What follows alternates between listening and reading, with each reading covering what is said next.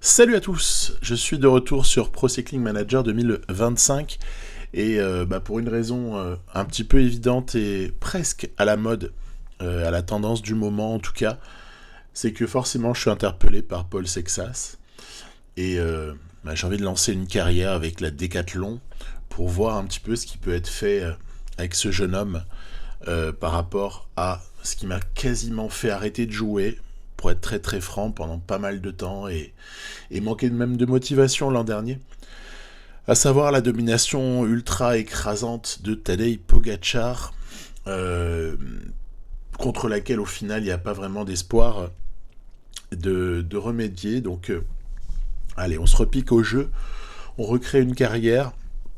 J'ai essayé de faire en sorte par contre de prendre des réglages qui m'apparaissent être très corrects. Je ne dis pas que c'est les meilleurs, mais il faut qu'il y ait un impact des caractéristiques de terrain à peu près dans toutes les courses, et il faut qu'il y ait aussi un impact de l'endurance et de la résistance qui soit relativement fort, afin qu'on ait de vraies différences et que les courses ne donnent pas lieu à des vainqueurs, on l'espère en tout cas, trop hasardeux ou inattendus ou surtout décalés. Voilà. Quand on fait un classement des valeurs des effectifs par ordre décroissant, j'utilisais la World DB26, vous l'avez vu au passage. UAE, Lidl Trek, Red Bull, Visma sont les quatre plus fortes équipes. Puis un petit peu plus bas, se retrouve en 8e position. Voilà, donc c'est assez fort tout ça là. Le top 4 est vraiment très très fort. Euh, Quand on va vers la 8e position, on se retrouve avec la Décathlon CMA CGM. Donc une équipe pour le coup assez excitante, sur laquelle on va retrouver pas mal de coureurs soit très prometteurs, soit sympathiques et connus. Donc c'est un petit peu le cas, cet effectif est plaisant. J'avoue être assez heureux du changement de sponsor cette année. Et puis, regardez, c'est parti, hop là. Allons voir tout de suite quels sont les objectifs de cette équipe-là. Alors déjà, il faut savoir que le sponsor, il est installé pour 3 années, donc il n'y aura pas de prospection, etc. Il n'y aura pas besoin de changer de sponsor ou de chercher autre chose. Il va falloir surtout essayer de coller à la fois à la réalité des sponsors et à la fois à nos possibilités du moment.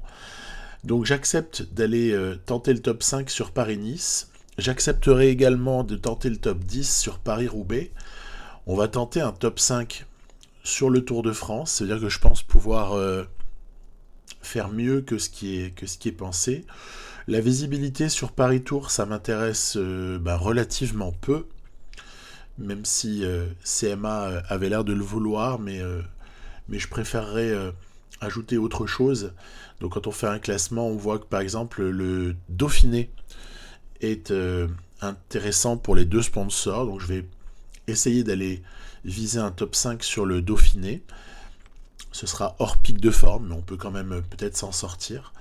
Et puis sinon, bien évidemment, aller chercher quelque chose en dernière partie de saison. Alors ça pourrait être la Lombardie avec Sexas, bien évidemment, mais on peut aussi tout simplement se dire que la Bretagne classique pour des coureurs comme Aurélien Paré-Peintre ou Paul Lapéra, ça peut être un objectif tout à fait intéressant en termes ouais, c'est atteignable pour moi le top 5, il y a moyen d'aller faire quelque chose, surtout en préparant les coureurs concernés. Voilà, vous allez voir que j'ai pensé les choses par rapport à ces objectifs-là.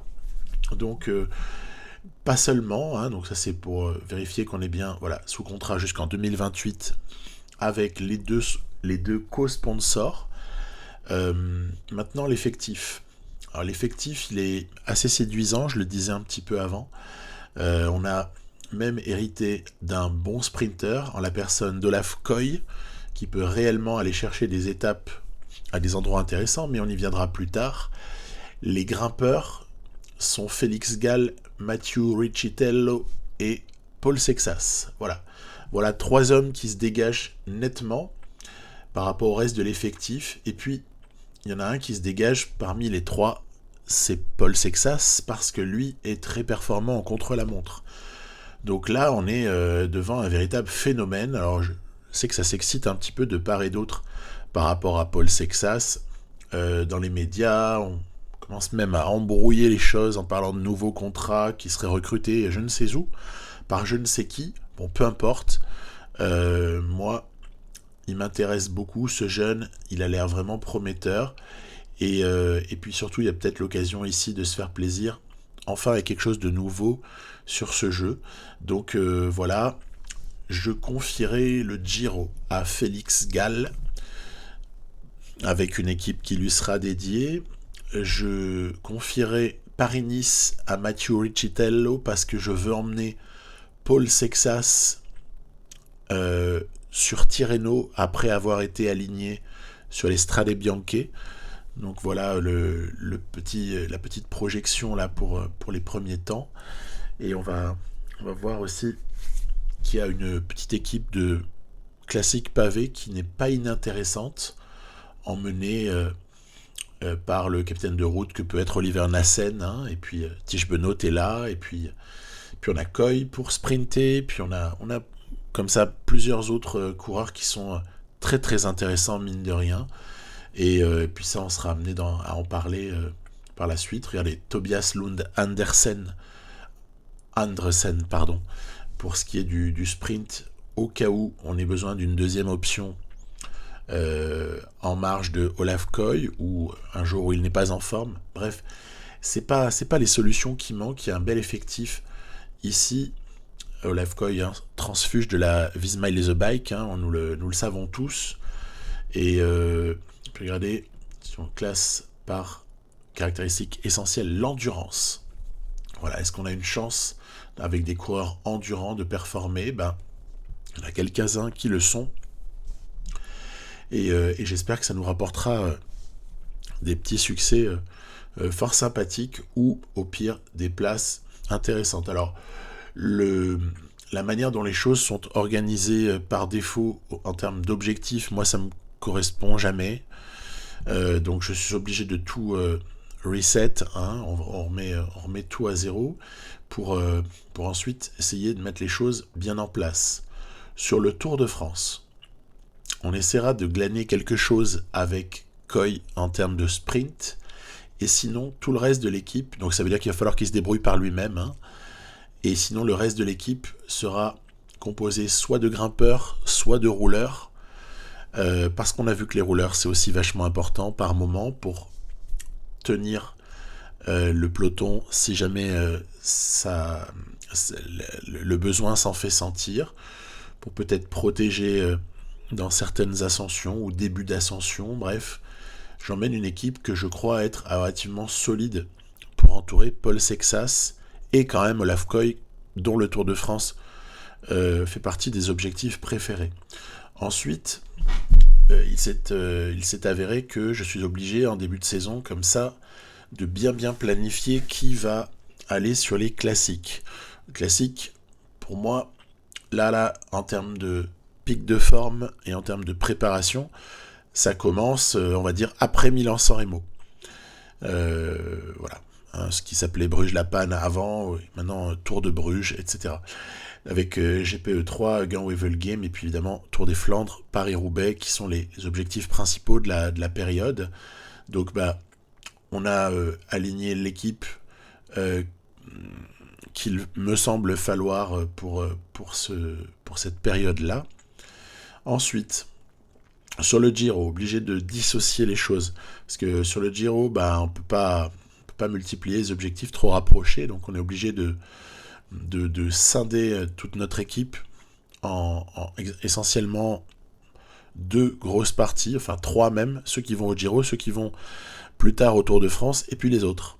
Hein, et puis c'est comme ça un petit peu que je fais mon tri dès le départ.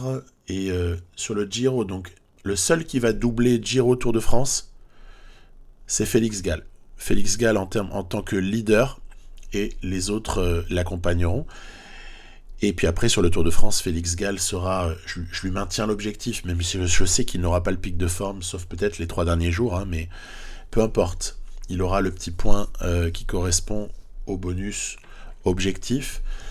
Voilà, tout ça nous emmène ensuite vers une planification. Alors je ne vais pas vous faire toute la planification ici, parce que ce serait un petit peu ennuyeux probablement, et puis ça demande énormément de temps.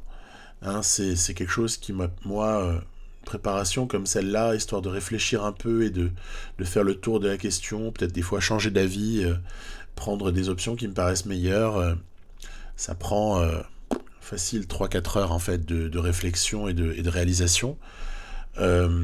Donc c'est ce qui peut rebuter d'ailleurs, hein, devant un tel jeu. On peut avoir pour certaines personnes peut-être la flemme de passer tout ce temps-là et laisser par exemple l'adjoint pour la planification automatique. Je comprends largement. Simplement, moi, c'est quelque chose que je n'aime pas. Et puis, regardez, voilà, sur le Dauphiné, qui fait partie des objectifs du sponsor, je ne vais pas le jouer en objectif qui appelle un pic de forme, parce que c'est trop rapproché par rapport au Tour de France.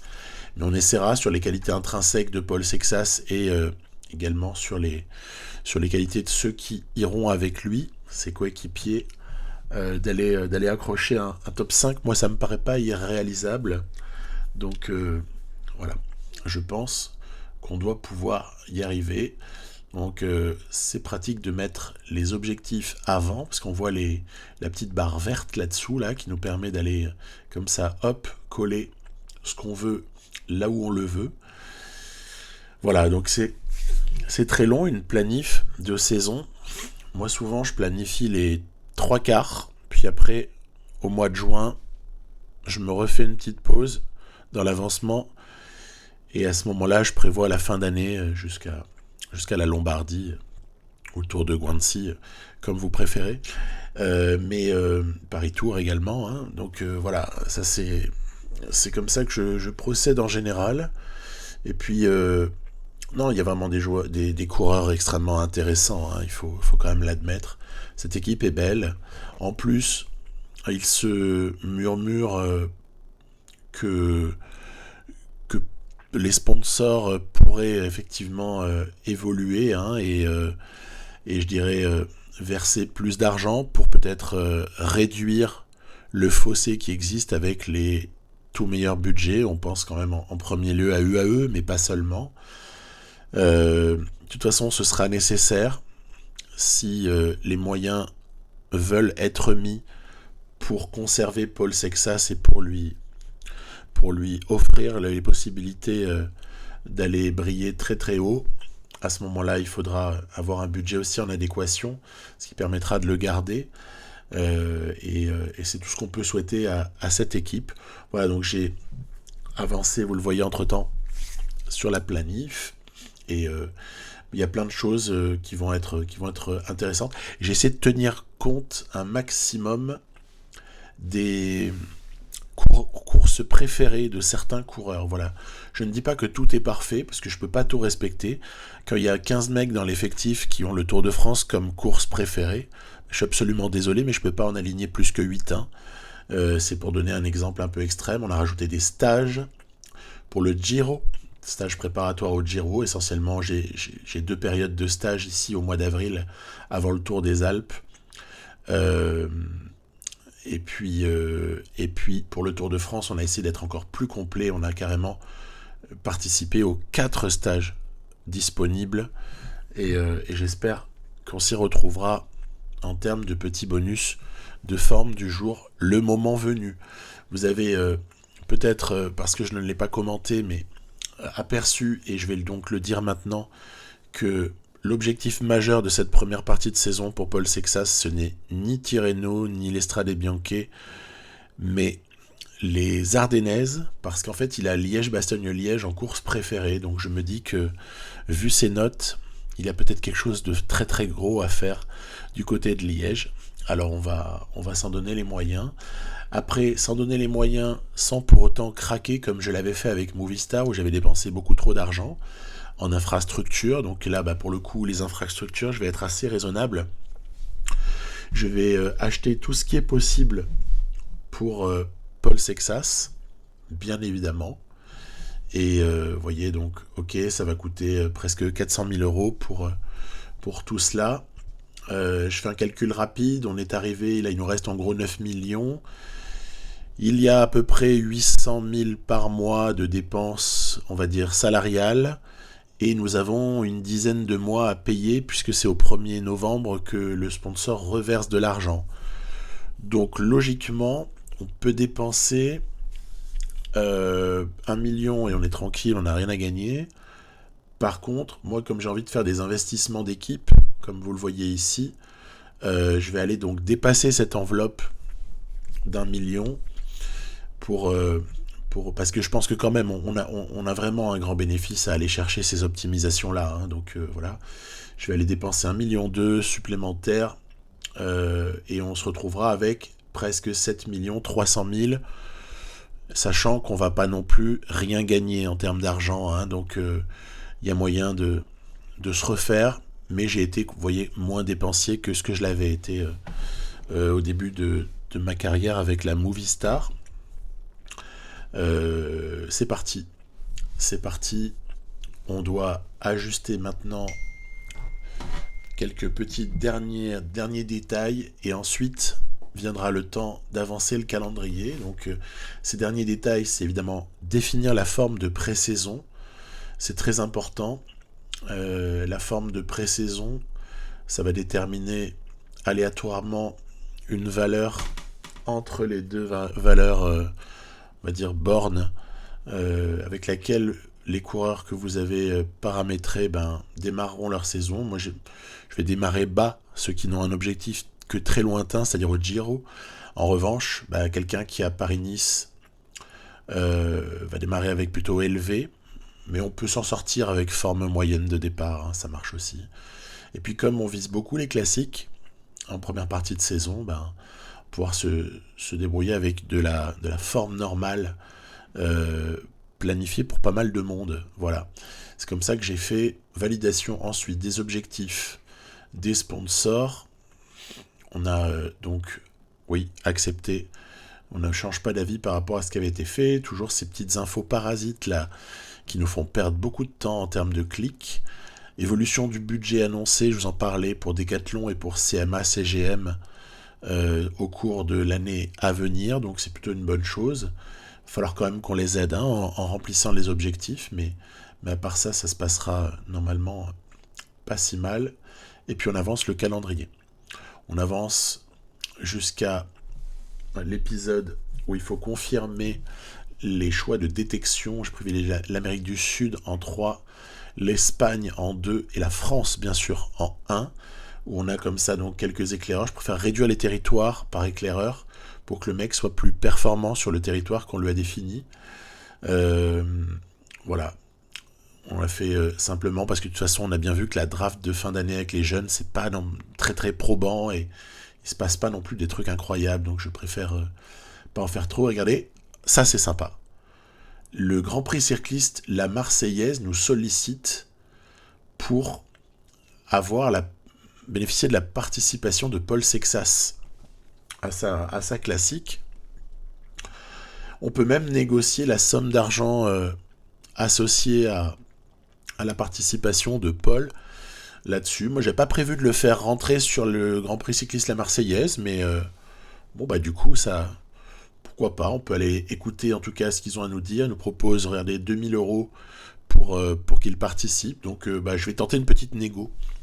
On va monter un petit peu la somme demandée. J'ose pas être trop gourmand non plus, mais par exemple, si je demande 3 000 euros, vous êtes d'accord les gars ou pas? Ah ouais, ils sont d'accord. Bon, puisqu'ils sont d'accord, allez. Paul Sexas fera donc sa rentrée 2026 dans cette carrière sur le Grand Prix cycliste La Marseillaise. Moi, j'avais plutôt pensé pour Paul Lapéra ou pour Aurélien Paré-Peintre, mais bon, ok, on s'adaptera, pas de problème, je suis prêt à tout. Et on fait passer quelques jours pour se retrouver aux alentours du début du Down Under. Et une petite surprise qui nous attend, elle fait toujours plaisir à voir cette surprise, même si au final c'était prévisible, mais quand même, regardez, Paul Sexas a bénéficié de la livraison du nouveau matériel, voilà, tiens, ouf. Ce qui signifie que Paul a maintenant, on va dire, des notes dans plusieurs rubriques qui sont supérieures à ce qu'on pouvait avoir au tout départ. Donc c'est pas une évolution en termes de progrès, hein, ce serait un peu trop tôt dans l'année. Mais ça me fait penser du coup que je vous ai pas montré tout ce qui était entraînement et entraîneur. J'ai lâché des ronds là aussi, mine de rien. Ça va coûter du salaire parce que je suis allé acheter un super entraîneur pour Paul Sexas, mythique. Je l'ai pris en à la pointe parce qu'en général les très jeunes coureurs préfèrent un entraînement à la pointe. On dirait que c'est déterminant l'âge hein, pour cet aspect-là du jeu. Ah, et puis on avance, hein, le calendrier. Donc voilà, on est au moment du Tour Down Under. Et ouais, c'est marrant parce qu'il y a encore une autre petite chose qui va arriver. Regardez ça là tout de suite. C'est cette fois-ci le Tour de Provence qui veut qu'on vienne avec Sexas. Bon là je vais être un peu plus gourmand parce que bon peut-être qu'il y a moyen d'aller gratter un peu d'argent hein. De toute façon on en a besoin cruellement pour payer les équipements notamment. Donc je propose 3500 balles. Et s'ils acceptent, ok parfait. En fait ça tombe bien parce que j'avais décidé de l'aligner de toute manière au Tour de Provence. Donc voilà. Pendant ce temps-là donc, Down Under débouche sur une victoire finale de Michael Storer devant Vingegaard. Quelle drôle de rentrée pour Vingegaard au Down Under. Vingegaard a été un peu fantomatique à part pour la toute dernière étape où il l'a remporté. Le UAE Tour maintenant qui veut qu'on aille avec Sexas dessus. Alors là, no way. Les mecs, soit vous êtes très très riches et vous m'envoyez la monnaie, soit voilà, donc j'ai mis 15 000 pour voir s'ils allaient accepter, parce que de toute façon j'avais pas l'intention d'y aller. Ils ont refusé. Très bien, bravo, merci le jeu, sympathique. Donc on n'ira pas sur le Tour UAE. En fait, je ne vais pas me laisser dicter la planification des courses et du calendrier en général de Paul Sexas uniquement pour les histoires de petites sommes d'argent. Pour ça aussi que la classique du Var, qui ne correspond pas du tout à Paul au niveau du profil, ça va être non la réponse. Hein. On va pas à la classique du Var. Pourtant c'est un Varois qui vous parle. Mais voilà, c'est juste pas possible. Le Lagarde de Brignoles, c'était pas la peine. Par contre, ça y est, course de rentrée, Grand Prix cycliste, la Marseillaise. On va donc honorer de notre présence la course, puisqu'on nous a payé pour venir.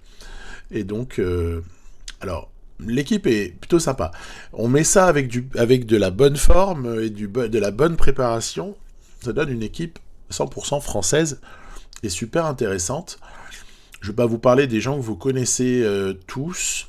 Par contre, vous voyez, j'ai demandé à Noah Isidore et à Antoine Loth de venir nous accompagner. Bon, le petit Léo Bizio, je le garde dans le viseur discretos parce que il est potentiellement très intéressant à voir ce que ça peut donner. Mais c'est un coureur qu'il faut garder au chaud et auquel il faut permettre de s'entraîner, pas le tuer au niveau des nombres de courses, nombre de jours de course, lui. On va juste, voilà, ici, s'amuser un peu. Alors, au départ, c'est rigolo, il y a une petite cassure, il y a 3 groupes, essentiellement. Il se trouve que l'hôte, Aurélien Paré-Peintre et Jordan Labrosse sont devant, et puis après, tout ça va se régulariser. L'échappée va se réduire à 8 coureurs, et on va être en gestion, en fait, de cette avance. Il y a la Groupama FDJ, il y a Ineos, qui participe aussi de temps en temps à la poursuite. Bon, c'est une course qui ne bénéficie pas de la présence des tout meilleurs. Hein. On s'en doute bien. C'est une course de reprise et certaines équipes ont amené de bons coureurs, mais on n'est pas non plus en face de ce qu'on va rencontrer à d'autres moments du calendrier. Et on est un peu en gestion. C'est assez amusant de se retrouver avec cette petite équipe plutôt sympathique. Allez, on rentre dans le moment décisif maintenant.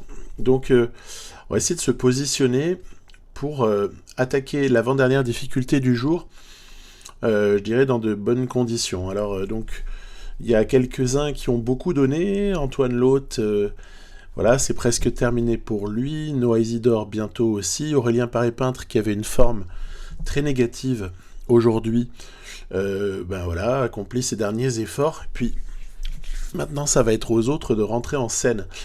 Alors, l'échappée, regardez, est à l'agonie. Hop, elle est reprise. Il va y avoir donc ici un moment un peu, comment dirais-je, brouillon, dans lequel certains remontent assez fort pendant que d'autres se font complètement distancer. Tout ça pour dire qu'on va ensuite, après une descente, aborder bientôt la dernière difficulté du jour. Voilà, ici, hop, on se repose un peu, on se regroupe. Le peloton est très étiré, hein, donc on voit 75 unités, mais en fait, il n'y a qu'une vingtaine de coureurs à qui il reste probablement des jambes pour aller conclure sur la ligne d'arrivée. Et ici, je vais jouer encore une fois de l'effort curseur au moment d'une accélération de plusieurs coureurs Ineos, notamment Rivera, Brandon Rivera, qui est présent ici. Voilà, on va ici bien protéger l'effort curseur de Paul Sexas pour revenir parfaitement dans les roues dans peu de temps. Regardez, c'est ici que ça se passe. Voilà, on va rentrer. Il n'y a pas de problème, ça sert à rien de se fusiller. Par contre, il reste plus beaucoup de temps pour faire la différence. Une vingtaine de coureurs ici, regardez. On va accélérer ici avec Lapera, Paul Lapera, qui emmène Sexas dans sa roue. Oui, mais voilà, j'ai eu un moment d'atermoiement qui m'a empêché de prendre réellement de la distance et de l'avance avec Paul Sexas, ce qui fait que Magnus Sheffield a pu prendre la roue et ensuite dans la descente peut-être faire l'effort. On peut essayer d'attaquer, c'est le petit cheat de ce jeu, un des cheats en tout cas, où on peut attaquer dans la descente sans pour autant perdre d'énergie. Voilà, je sais pas. J'ai essayé d'y aller entre guillemets au panache pour que Paul Sexas lève les bras tout seul sur la ligne d'arrivée. Puis regardez, c'est pas comme ça que ça va se passer, parce qu'il y aura un regroupement à moins de 2 km de l'arrivée. On va lancer, mais à mon avis d'un peu trop loin. Et voilà, les petites habitudes de PCM, je les ai plus forcément, donc on va pas gagner celle-là. C'est Brandon Rivera précisément, très actif dans ce qui précédait, qui va faire premier. On aura une 4e place finalement de l'APRA qui avait pris la bonne roue, celle de Magnus Sheffield. Et Paul va nous faire 6e, bon, très bien. C'est du début de saison et faut éviter de se juger à ce moment-là, surtout quand on vise un pic de forme aussi lointain que début avril, on va dire, hein, voilà, entre le début et la mi-avril, voilà, donc pas de problème. Encore une invitation, on va de nouveau se faire graisser la patte pour participer à une course. Alors, pour ce qui est de la classique des Alpes-Maritimes, le profil correspond totalement à Paul Sexas, donc bien sûr qu'on va y aller. On va y aller même avec quelques idées en tête. On va continuer dans les semaines à venir à nous tenter, là, en nous proposant de l'argent. Et bon, bah voilà, je reste très inflexible. Tout ce qui correspond au programme de Paul, bah ça marche. Sinon, si ça correspond pas, on n'y va pas. Évidemment, Faune, Ardèche, bah on prend, puisque de toute façon j'avais prévu d'aligner Paul Sexas. Et puis on va honorer notre deuxième petit pot de vin de participation.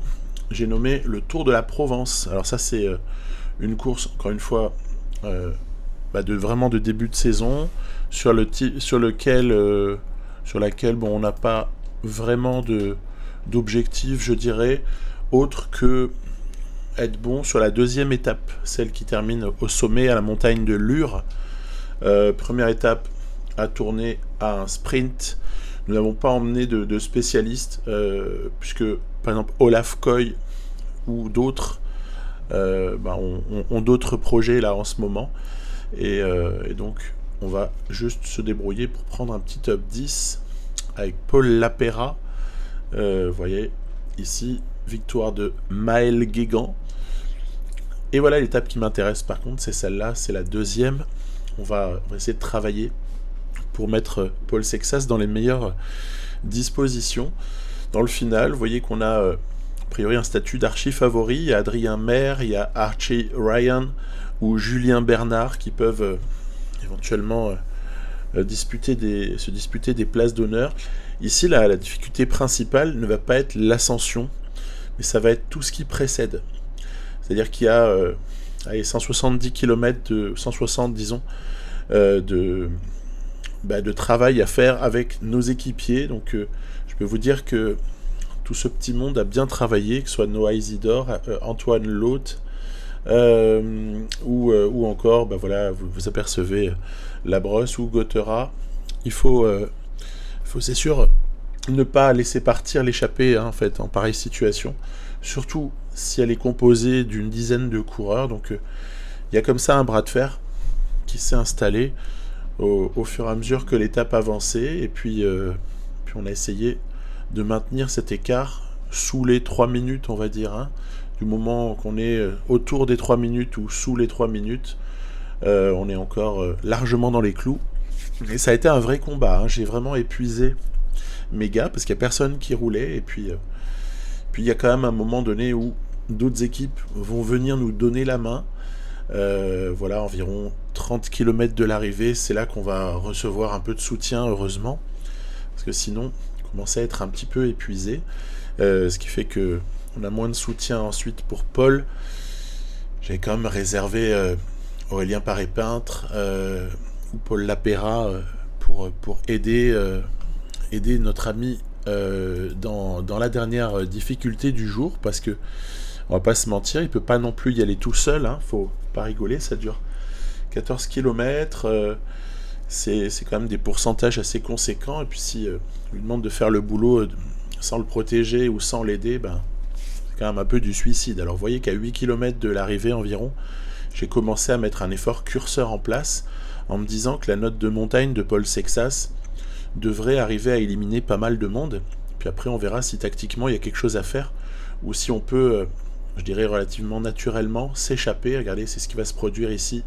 À 4 km du sommet, Pierre Roland lâche un petit peu l'affaire, et Paul Sexas se retrouve tout seul en tête. Attention à ne pas terminer épuisé et ne plus pouvoir assumer la fin et se faire reprendre. Donc on va ici gérer toujours en effort curseur. On n'aura jamais cessé d'utiliser l'effort curseur. Puis à la fin, je me permets un petit, hop là, 99, histoire de plier l'affaire et de faire en sorte que Julien Bernard, sur un dernier sursaut, ne vienne pas nous coiffer au poteau. Voilà, donc c'est bon. La victoire est acquise et par là même le général, hein, n'en doutons pas, sur ce tour. Donc aucun enseignement particulier à tirer, si ce n'est que le travail de l'équipe, encore une fois, sur ce type de course que je qualifierais de mineur, donc avec un plateau peu relevé, eh bien ça va finalement être nécessaire de faire travailler tout le monde, puisque personne n'était réellement décidé à assurer la poursuite de l'échappée. Donc ça, c'est les petits pièges sur les courses mineures. On se retrouve, et surtout en début de saison, où les formes sont assez incertaines et difficiles à cerner. Attention, faut rester vigilant comme sur la 3e étape également, où d'accord, on est porteur du maillot de leader, mais où il faut là encore contrôler. C'est ce que j'ai fait, contrôler pendant 80% de l'étape, et puis ensuite on laisse quelques équipes intéressées par le sprint rentrer en scène, mais auparavant il faut vraiment contrôler tout ça, et puis l'équipe l'a très très bien fait, donc c'est très satisfaisant. Voilà, après le sprint, on n'est pas réellement armé pour le disputer, et on va regarder tout ça. Ça ne veut pas dire qu'on va pas essayer de prendre une roue ou deux, mais en toute modestie et sans aucun espoir. On va prendre la roue de ce fameux Guégan, puisqu'il avait gagné la première étape, sait-on jamais. Peut-être qu'il a aussi le peps pour la troisième. Non, l'Apéra est un peu enfermé malheureusement. Sinon, ça aurait pu peut-être déboucher sur une meilleure place pour l'Apéra. Et puis je sécurise aussi avec Sexas. Hein. J'ai pas envie d'avoir une cassure bizarroïde et de perdre très bêtement le général. Donc voilà, on a assuré le coup, à jouer vraiment en défensif, je vais dire, hein, à savoir contrôler puis suivre et non chercher à faire la moindre différence. Obligé de jouer un peu comme ça et puis après, évidemment, la saison nous proposera d'autres types de comportements. Ça, c'est une évidence. Donc voilà, on prend quelques primes de course en plus de nos garanties pour la présence de Paul. Et puis par la suite, dès le prochain épisode, ce que je vous proposerai à mon sens, c'est voilà, très rapidement, tour des Alpes-Maritimes pour voir ce qui s'y est passé. On jettera un œil sur le début de saison de notre équipe de classiques pavés sur l'Homme-Loop. Après, il y a les 2 classiques en Ardèche, enfin Ardèche et Drôme, qui sont assez intéressantes au final. Peut-être surtout l'Ardèche, hein, voir un peu quel est le plateau, peut-être qu'il sera plus relevé. Et ensuite basculer vers l'endroit que je cible déjà pour peut-être un top 5 hein, honorifique. Ce n'est pas partie des objectifs du sponsor, mais Strade Bianche m'intéresse. Voilà, je vous dis à plus pour la suite avec Decathlon et Paul Sexas. Bye.